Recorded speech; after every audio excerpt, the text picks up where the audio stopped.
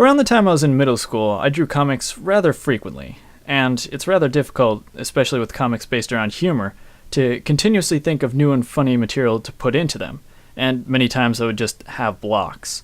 One way that I would deal with this is I would watch TV and videos, and while I was watching, I would try to figure out what made these things funny, and see if I can use these approaches in my material. Another way I would get ideas was by looking at what my friends were doing. A few of my friends also made comics, so from time to time I would analyze them to see what approaches they were using.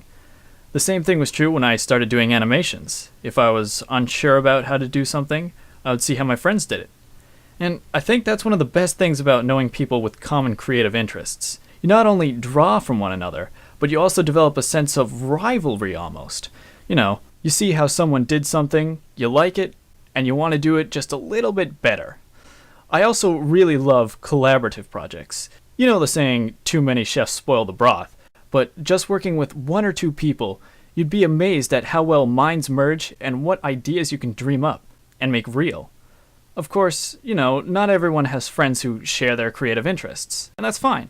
But there are always people who love to do the stuff you do, and who do it very well. And these people can be some amazing sources of inspiration.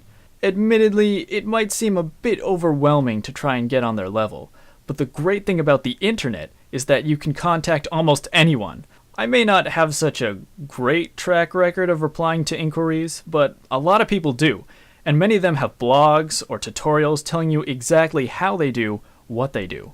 In terms of inspiration, for me, animation is a blessing and a curse, in that, on one hand, it takes so long to animate and I procrastinate so much that by the time I'm finished with one film, I have a concept for 3 others in my head.